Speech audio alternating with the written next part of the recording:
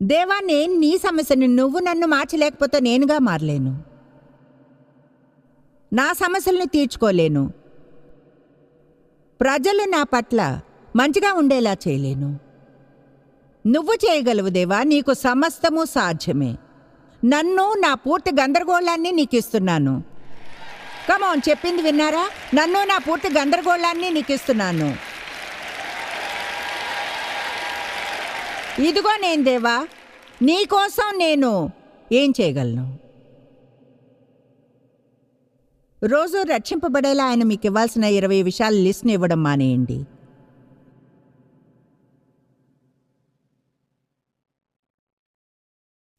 చింతించకండి, నా సమయం అయిపోయింది.